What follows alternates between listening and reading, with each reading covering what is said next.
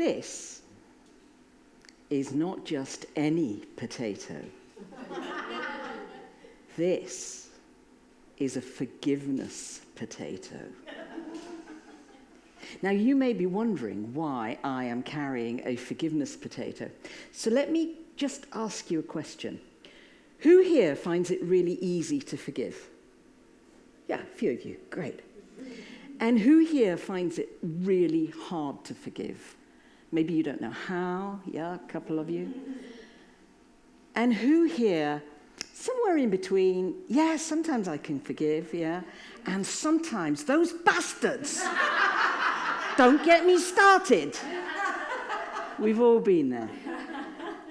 So for those of you who find forgiveness difficult, that was me 30 years ago.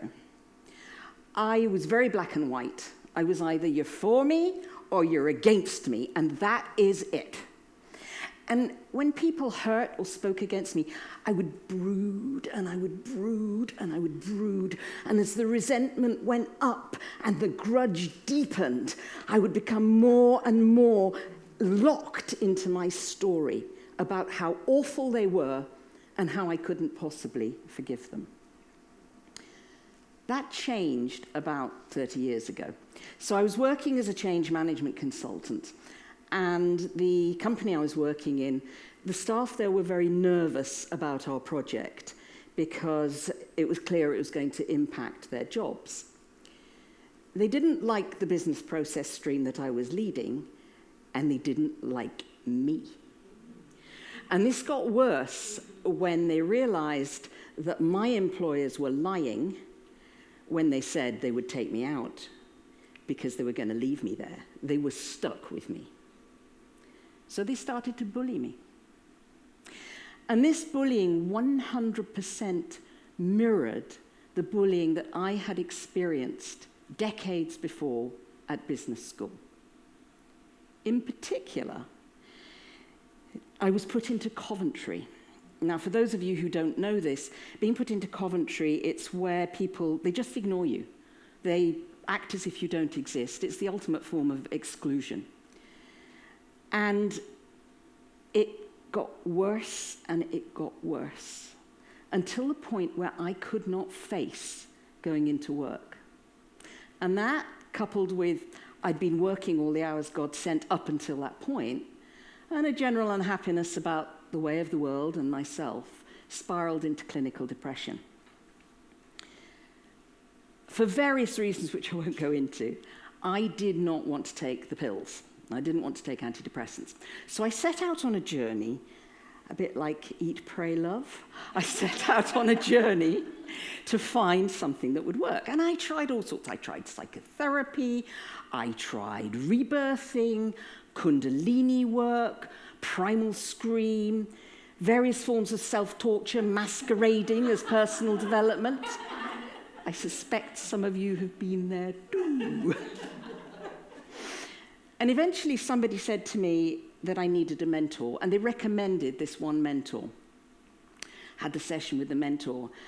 And he said to me, really, Jane, what you need to do is you need to forgive. Forgive the bullies. Forgive all the people who have hurt you through your life. And forgive yourself. And I did. And it worked. And it was amazing and transformational. Because one of the things that I came to realize was that not forgiving, unforgiveness, as the psychologists say, is incredibly damaging. It can damage your spiritual, mental, emotional, physical health. It can damage your relationships, whether in work or outside work. And as a leader, it can damage your ability to really harness your team, create a productive environment where people are happy, they want to be, they want to work, and they want to stay. Because as we all know, retention of good people is incredibly important and incredibly difficult. Professor Manfred Cates de Vries, who is a professor of leadership at INSEAD, once said, and by the way, there are not many people who write on this, and Ketz de Vries is one of the renowned experts. So he once said, forgiveness is a key distinction of ineffective and mediocre leaders. Leaders who forgive dissipate the feelings of animosity and anger that have built up over time, and they create an environment where people can thrive, and it has a profound effect on the individual, the team, and the organization. So, it hasn't been written about much. Why? Why is this? So I think there's a couple of reasons, but I would highlight three. The first one, I think, is that we are still very much in the old command and control model of leadership. You do what I say, you do it when I say, or, as a friend of mine used to say, I'll have your balls for a bow tie. And sadly, this is a world that I think is going to become more prevalent in the coming months and years. The second reason, I think, is that forgiveness can be really, really hard to do. And a lot of people don't know how to do it. I mean, how many of you were taught at school how to forgive? No. But I bet a lot of you were told that you should. Yeah? So it's hard to do. We don't know how. And the third reason is that forgiveness is often seen as a form of weakness. It's condoning bad behaviour. And this, I think, is the real kicker. Because actually, forgiveness is not weakness. And even the fire alarm is telling us that forgiveness is not weakness. Forgiveness is actually a form of strength. Because when we forgive, we also have to be able to be very courageous, which is why forgiveness is not for business wimps. We need to be forgiving, but we also need to call out bad behavior. We need to call out instances of racism, sexism, any kind of exclusion, any kind of ism, laziness, bad behavior in the workplace, criminal activity in the workplace. We need to call out all those things for what they are. And then we need to identify what are the appropriate remedies. Sometimes it's just a conversation. Sometimes it's coaching, mentoring, some sort of support, some sort of training. Sometimes it's a disciplinary process. And sometimes it's calling in the police. But we need to have the courage to say those things and then to say, that was then, this is now. How do we move forward from this? Because when you create an environment where particularly innocent mistakes or mistakes that are made because really the person wants to do the best thing possible, it's a mistaken mistake.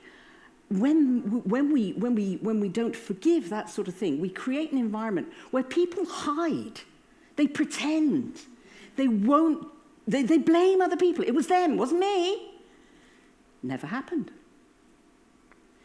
And it creates an environment of lying and pretense and a place where good people walk, and the ones who stay are the ones you don't necessarily want to stay.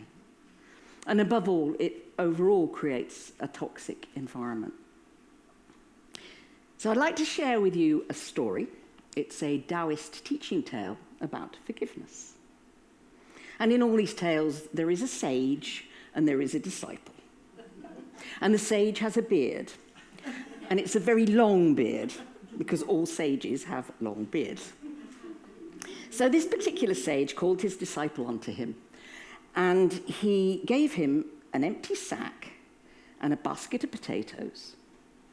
And he said to him, I want you to carve the names of all the people you need to forgive, each name on a potato, and put the potatoes into the sack. And the disciple did it.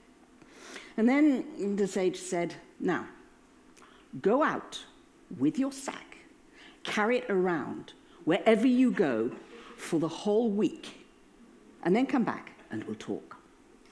So, off went the disciple. And at first it was easy because he'd done a lot of carrying of heavy loads for the master in his time. But as the week went by, the sack got heavier and heavier, even though he wasn't adding anything to it.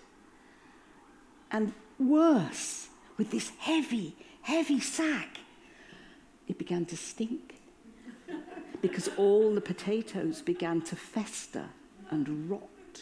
And as the potatoes festered and rot, so he began to stink too.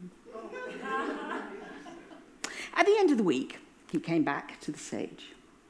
And the sage looked at him and said, so, stroking the long beard, so, how did you get on?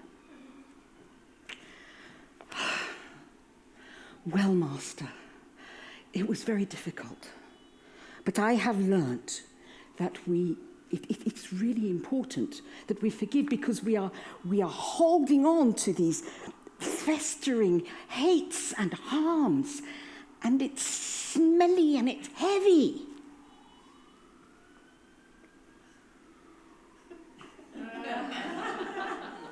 Very good, said the sage. And how do we lighten the load? Well, said the student, I have thought about this, master, and I have realized that I am going to forgive all of them.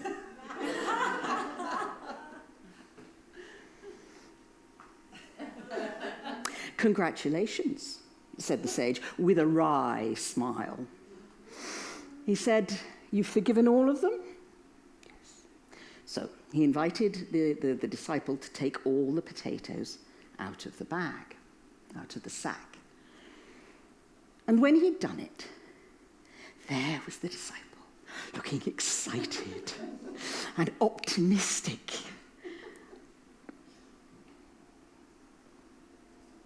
So, said the sage, while you were carrying that stinking sack, was there anybody who hurt or offended you who you haven't yet forgiven? The disciple thought for a moment, and then he started to panic because he could see what was coming. And he said, Master, he said, but if we go on like this, if we continue like this, every time people hurt us, we will always have smelling potatoes in the sack.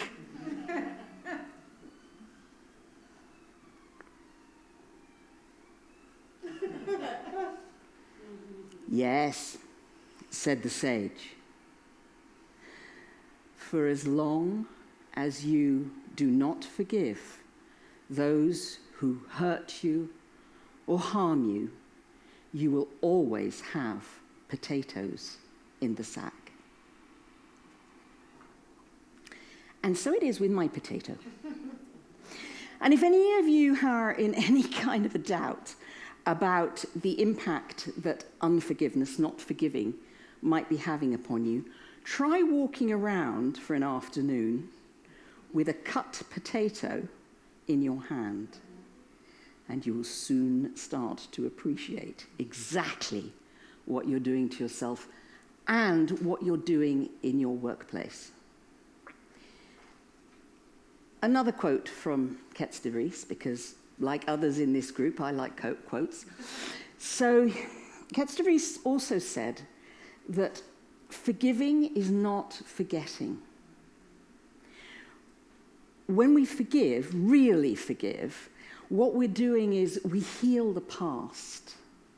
We don't erase the past, we don't erase the memory, we heal the past. And by healing the past, we can't change it, but we can create the future that we want to see. When you forgive, when you really, truly forgive from the depths of your heart, you will find that the sack and the potatoes no longer have an impact on your life. I'm Dr. Jane Lewis. Thank you for listening, because I am the workplace forgiveness coach.